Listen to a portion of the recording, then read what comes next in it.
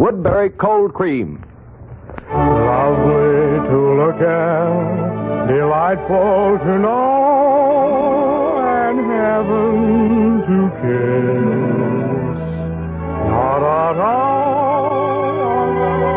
The makers of Woodbury Cold Cream, the beauty cream for the skin you love to touch, present The Adventures of Mr. and Mrs. North.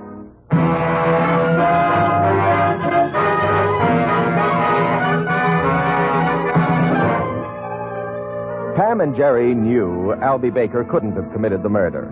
But there was all that evidence against him. And as his own lawyer said to the Norths one night in their apartment, I don't like it. I'm his lawyer, and his story doesn't even sound good to me. Yeah, I know. Oh, but you must believe him. Albie'd never kill anyone, never. What makes you so sure? Why, Jerry and I've known him for years. Well, I'm afraid that wouldn't convince a jury, Pamela. Pam's right, though. Albie's no killer. All you have to do is look at him, Mr. Hanson. He has one of the kindest faces I've ever seen. Oh, if only there was some way of finding that letter. Yes, if. The letter is the only piece of evidence to support Baker's story. And nobody has ever seen it except Baker himself. Al said he showed it to Krug. But Krug denies it. He's lying. Well, it's Baker's word against Krug's. And with all the other evidence against Baker, I'm afraid the jury will believe Krug.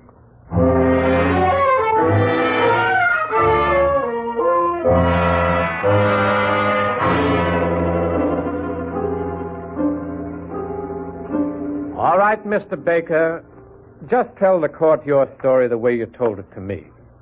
Now, you've told us that Private Detective Anderson questioned you about the stolen goods in your store. Yes, sir. He asked me where I got the merchandise, and I said from Mr. Warren. But I didn't know where Warren got it. What did the detective say to that? He said he'd investigate Warren. And then what happened? Well, about a week later, I got a letter from Detective Anderson.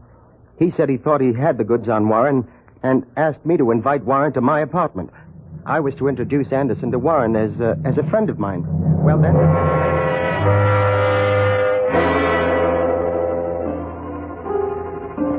So, Mr. Baker, Detective Anderson wrote you a letter telling you that he wanted to meet Warren in your apartment, did he? Yes, sir. Where is that letter? I don't know. You don't know? I see. Did anyone besides yourself ever see that letter? Yes, I showed it to Wilbur Krug. Why? Well, I wanted his advice. After Anderson was murdered in my apartment, I was in a jam. I thought Wilbur would help me. I showed him the letter and asked him what I should do. What did he do with it? I don't know. He must have destroyed it. Did you see him destroy it? No, sir. You didn't see what he did with it? No, sir, I did not. Well, wasn't that a rather strange thing to do? To give someone such a vital piece of evidence and then not even notice what he did with it? I was upset and confused. I hardly knew what was happening. Besides, I thought he was my friend. I didn't think there was anything...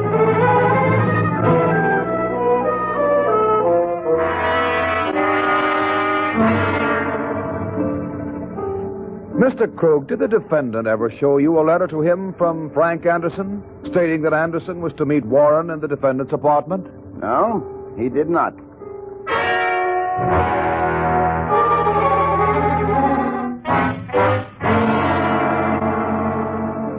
Ladies and gentlemen of the jury, this case is very simple. Stolen merchandise was found in the store of the defendant. This is a fact. A man investigating the stolen goods was murdered in the defendant's apartment. This is a fact. Against these facts, we have only the defendant's word and the letter he claims the dead man Anderson wrote him. Very well, where is that letter? Did anyone but the defendant ever see that letter? No. And why? For the very simple reason that there is no such letter. There never was such a letter. Frank Anderson didn't go to Baker's apartment to see Warren. He went there to see Baker. And it was Baker who killed him.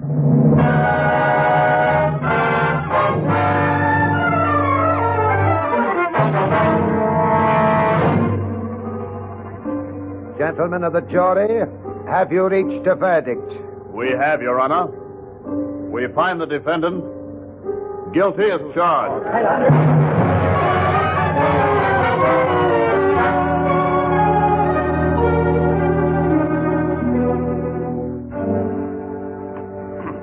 Jerry, I'm just sick. Think of it. Albie Baker convicted of murder. Yeah. Such a nice little fellow. If only there was something we could do.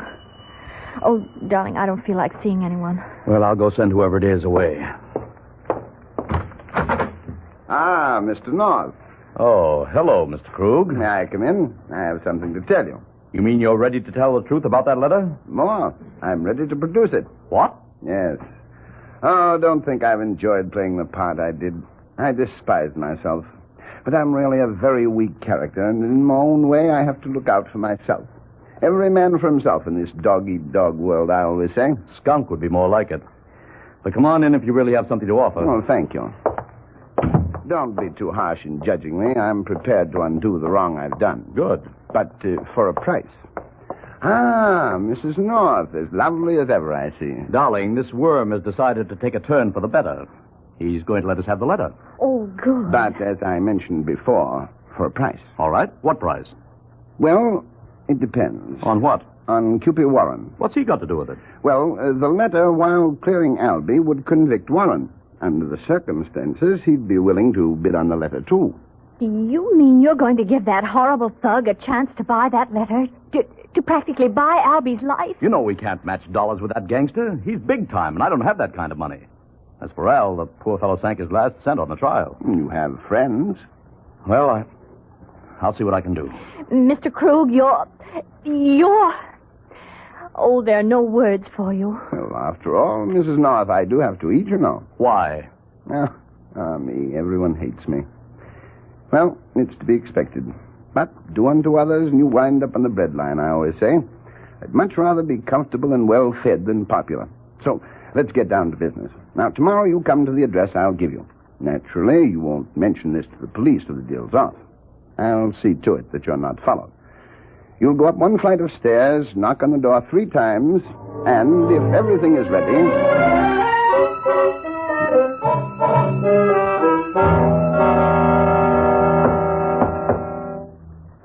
Ah, Mr. and Mrs. North. I've been waiting. Come in. Mr. and Mrs. North, allow me to present Mr. Cupid Warren. How are you? Why are you locking the door?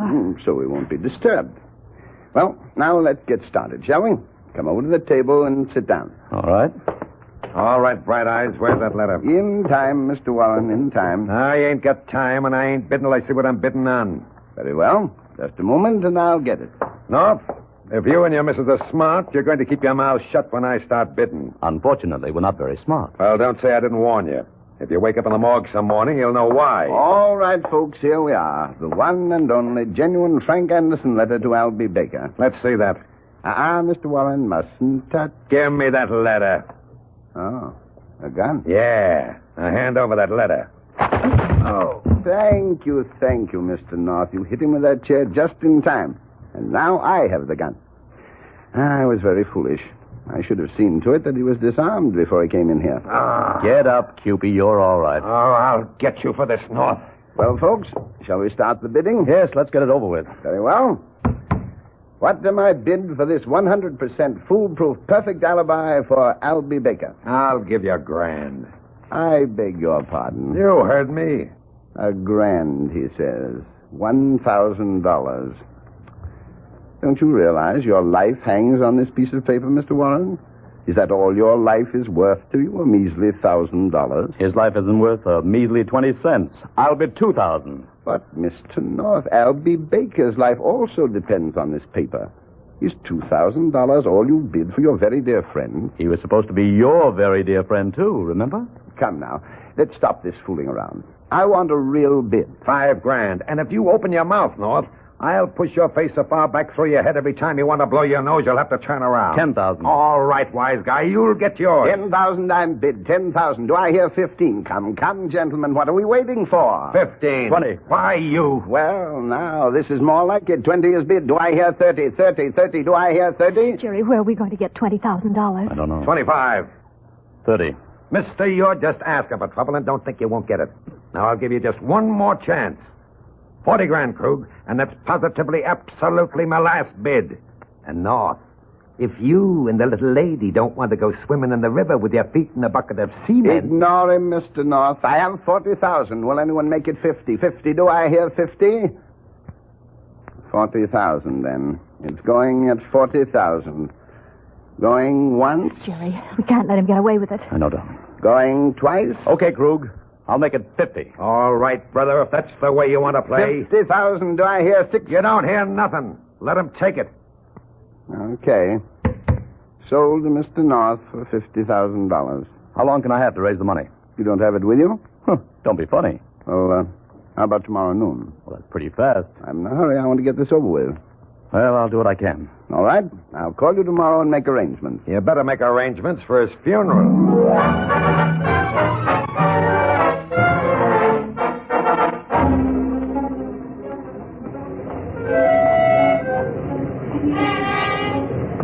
Golly, Jerry, how'll we ever get that money? We're not millionaires. We're not even 50,000 heirs. Well, we better be before noon tomorrow if we want to get that letter. I wonder if it really is the letter. That's word for word what Albie told me was in the letter. And we've just got to get that money. Can we, Jerry? I doubt it. But you bid. For time, darling. There must be some way we can... Jerry, look out, that car. Quick, Pam, come here.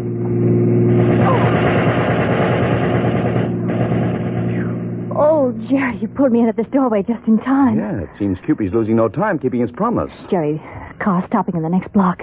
It's turning around. Come on, I don't feel like playing target for that thug with a machine gun anymore. Where are we going? There's a taxi across the street. Oh, here we are. Quick, get in. Driver, start going. I don't care where, only make it fast. Jerry, they're coming. Hurry, driver. Oh, golly. They're still coming. Driver, turn again at the next corner. See if you can get away from that car that's following us. Good. Oh. Now, if you can shake them, you can name your own tip. But if you can't... Oh, let's not even think about that, Jerry. After all, I don't have a thing to wear to my funeral.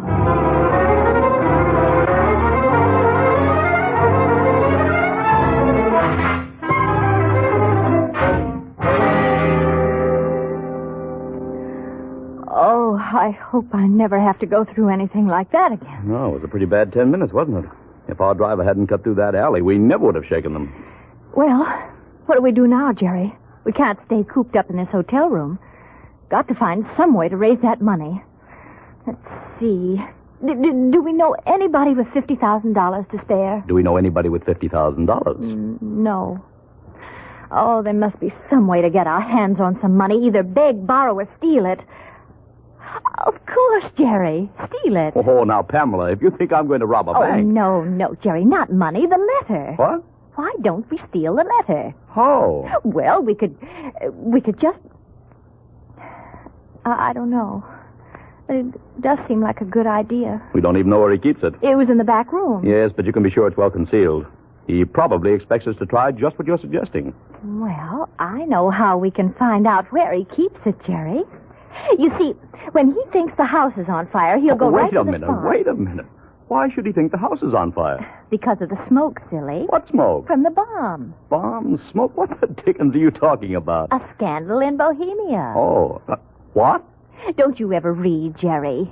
Nice book publisher. A Scandal in Bohemia is a story by Sherlock Holmes. Oh. You know, when Holmes wanted to find out where something was hidden, he had Watson set off a smoke bomb so that the woman who had hidden it would go and get it, and then he could get it. Only he couldn't because she was very clever and, That's all right, darling. I remember the story now. Well, how about it then, Jerry? Well... We can go see Mr. Krug to ask for more time or something, and then we can set off the smoke bomb, and he'll think the house is on fire, and he'll run to get the letter. All right, sweetheart, all right. You win. Let's go see what happens when smoke gets in his eyes.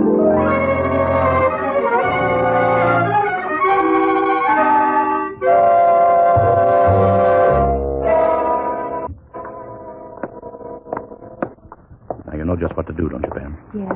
Good. Just watch for my signal. Uh-huh. Now, here's Krug's apartment. We've got to be ready to work fast. Gollies, I hope it goes all right. Cupid! Oh! Yeah. You didn't expect to find me here, did you? But I thought me and the boys ought to drop over and pay Krug a visit. And now you come to the party, too. Well, that's just swell. Come in. Well, I think we'd better. We were just leaving. I said come in. That's right. Look, boys, we got company. Okay, Butch, lock the door.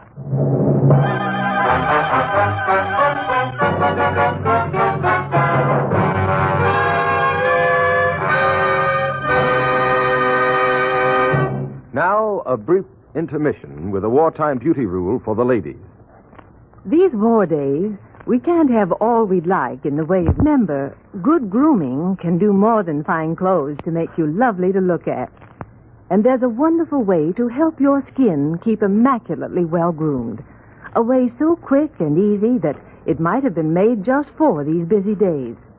You see, there's one cream that all alone does everything for skin beauty. It gives your skin complete beauty care, for it's a complete beauty cream. It's Woodbury Cold Cream. Just try it tonight and see. Dip into a jar of silky soft Woodbury Cold Cream and cover your face with it well. The rich cleansing oils loosen dirt and old makeup. So wipe off the soiled cream. Your skin will simply glow. It's so fresh, so clean. Now pat on more Woodbury and leave some on your skin overnight. That's all.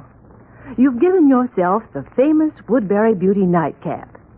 It takes just 3 minutes, and tomorrow, when you see your clearer, smoother, more radiant complexion, you'll want to do that every night. Use Woodbury to cleanse your skin in the daytime, too. Your makeup will go on with a porcelain-perfect finish. 4 special softening and smoothing ingredients make Woodbury Cold Cream so beautifying. Another ingredient makes Woodbury exceptionally safe, for it works constantly purifying the cream in the jar in case blemish-causing germs get in. No other cream gives you this added protection. Try this complete beauty cream. Get Woodbury Cold Cream tonight.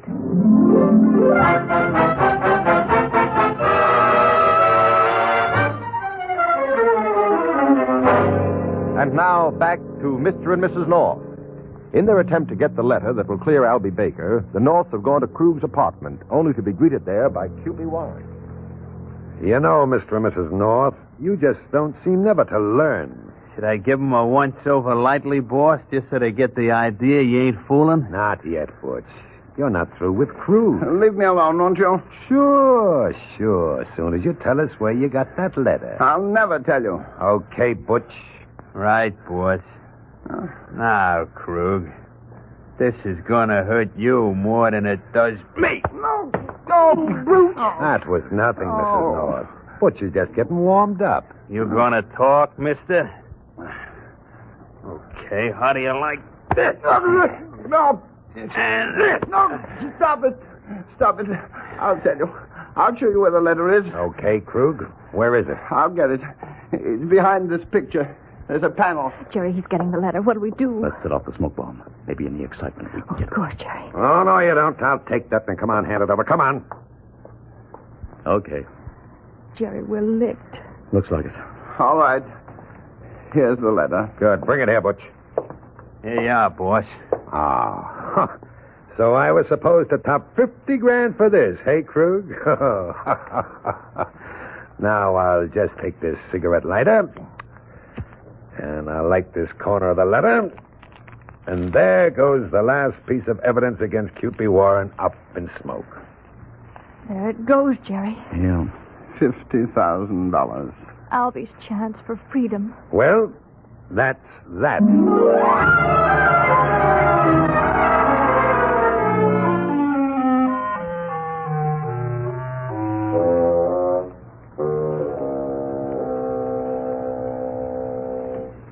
We failed, Jerry. Yeah, we certainly did. Is there any chance of doing anything for Albie now? I'm afraid not.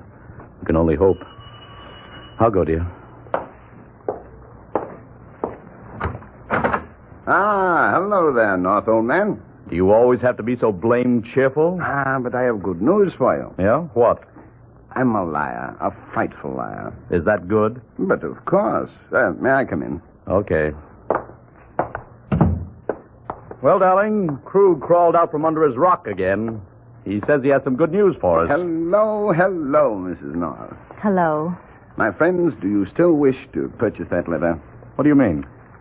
It would have been foolish of me to show the real letter, wouldn't it? When I was dealing with a man like Cupid Warren who might pull a gun at any moment. Yes, it would have been insanely foolish. And, Mr. and Mrs. North, I am not foolish. Weak? Yes. Selfish? Yes. But, Do you mean that letter Krug burned was not the original? Exactly, Mr. North. It was a copy. And the original? Is carefully put away where it shall remain until the money is made ready to change hands. Oh, thank heavens. Jerry, there's still a chance. Yes. Well, now, sir, do we do business or don't we? We do. Good. But on different terms. I beg your pardon. You were able to force a high bid from Jerry before by the pressure of Cupid's bidding. But since you can't deal with Cupid anymore... Why can't I deal with him? Because you tricked him. So he'd never trust you again. He'd never know whether you were holding back a photographic copy or something, and the letter doesn't do him any good unless he's sure that he's destroyed every last copy of it. That's right, Krug. Me. So it is. So it is. Distressing fact. But we'll do business with you because we only have to worry about one copy, the original. But we'll have to make sure it is the original, and we won't pay you anything like $50,000. What will you pay? Oh, perhaps $1,000. My dear man, you're joking. It wouldn't be worthwhile to bother. You seem to forget, Mr. Krug, that if we don't buy that letter, it's worthless. You might just as well take what we offer. It's all clear profit. And you seem to forget that if I don't take your offer, Albie Baker goes to the electric chair. I can sit tight and wait. I think you'll come across. Oh, you're despicable. I certainly am. I hate you. I hate myself. You seem cheerful enough about it. That, sir, is because I dislike myself so thoroughly, I enjoy hating me. Oh. The trouble with me is I should have been a poet instead of a blackmailer. I have the heart of a poet, the feelings of a poet, the soul of a poet. Well, then why aren't you a poet? Simple. My poetry stinks. Tell you what, North, let's settle this matter. $10,000. Take it or leave it. Okay. It's a deal.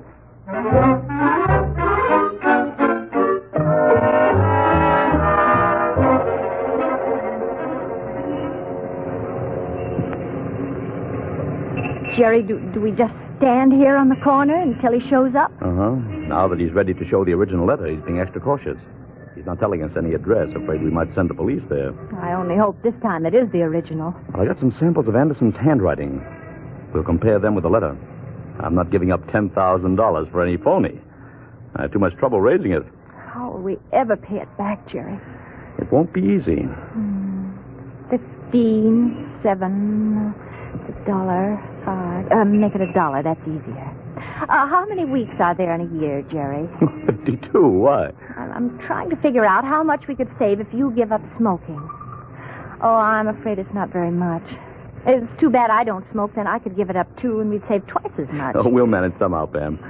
But it won't be easy. You know, Jerry, people shouldn't be allowed to blackmail anyone except very rich people. I think that's Krug coming now. Hello, Mr. and Mrs. North. Get in, please. Okay. Go ahead, Pam. All right. There we are.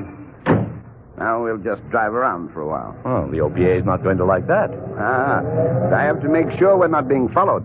Better to be cautious than sorry, I always say. When I'm satisfied no one is following, I'll take you to a room I've rented just for this little meeting.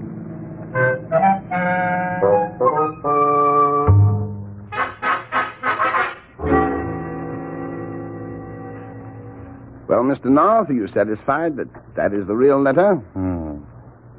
Yeah, it seems to be. Good. Then, if you'll pay me, we can conclude our little negotiation. Here you are. Thank you, thank you. 1, 2, 3, 4, 5, 6, 7, 8, 9, 10. Yes, seems to be correct. Well, that's that then. I'll run along now, but just one more thing. You want to wait here for 5 minutes before leaving. All right. Well, goodbye, and please believe me when I tell you I'm heartily ashamed of myself. Goodbye. Well, we've got it at last, Jerry. Yep. Oh, I can hardly wait to tell Albie. Do they have telephones at Sing Sing? Well, not private ones. It'll be a wonderful surprise for him. Mr. Cupid Warren's in for a surprise, too. Yes. Oh, how I'd like to see his face when he finds out that what he burned was only a copy and that we have the original. With your sister? Oh. Well, take a good look. Cupid, Yeah, and this time I'm finishing the job. I've had trouble with you two for the last time. what are you going to do? What do you think I'm going to do? Nobody plays me for a sucker and gets away with it. Oh, but it was Mr. Cruz. I'll take care of him later. Right now I got business with you. I'll fix you so I don't have no more trouble with you. Oh, wait a minute. Can't we No, talk? I won't wait. I'm finishing you now, mister. Oh. What happened, Jerry? Hello, Mr. and Mrs. North. Krug. I never thought I'd be glad to see you. I saw Cupid coming down the hall, so I hid, and then I followed him back here. You saved our lives. Oh, I had to. I rented this room, you see.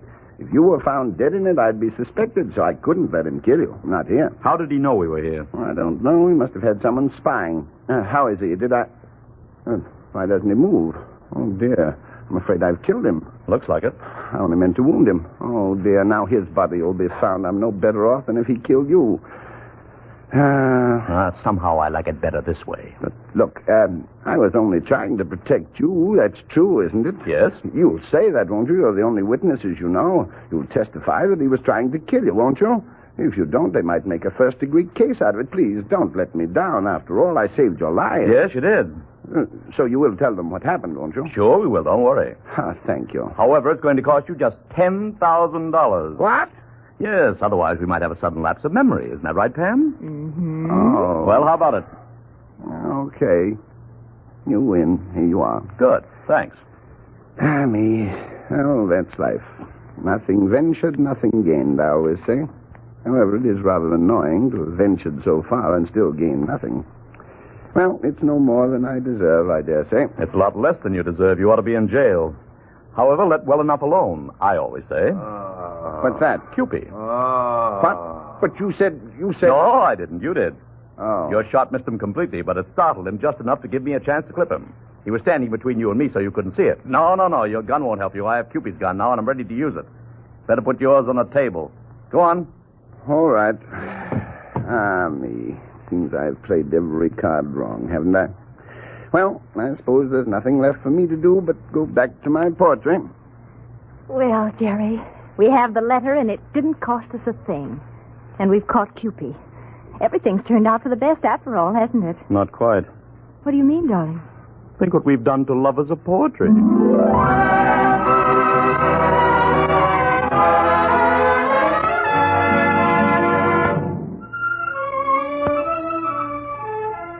One of the busiest Bond sellers among the film stars is Dorothy Lamour. And she's one of Hollywood's busiest filmmakers, too. You'll be seeing her soon in the new Paramount Technicolor picture, Riding High. Now, in spite of all that Dorothy Lamour is doing, that luscious complexion of hers stays as fresh and clear as ever. For you see, Dorothy Lamour is mighty smart. She's got her complexion care down to a matter of just a few minutes. And here's what she told us about it. My every night skin care is the Woodbury Beauty Nightcap. I've never found anything else so helpful. It's all done with Woodbury Cold Cream in just 3 minutes. And many more among Hollywood's loveliest stars have this same beauty care. Try it, girls. Woodbury Cold Cream gives such remarkable results because it's a complete beauty cream. Besides cleansing, it softens and smooths beautifully and does still more. Jars 10 cents to $1.25. That's Woodbury, Woodbury, Woodbury Cold Cream. Get a jar tonight. Ladies and gentlemen, give to the National War Fund. This fund helps many great works. It combines the appeals of 17 national relief organizations and your own money go for our boys in prison camps, to feed starving children abroad, and, of course, for relief work in your own community. The need is greater than ever. So give when the War Chest Drive is announced in your community. Give as you never gave before.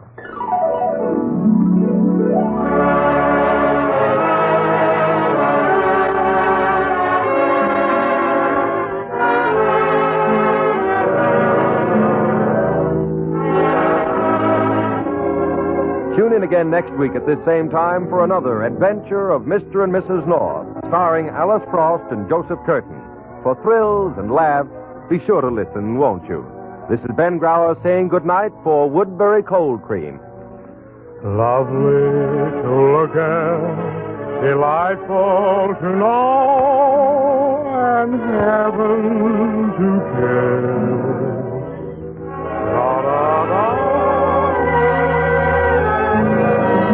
This program came to you from New York. This is the National Broadcasting Company.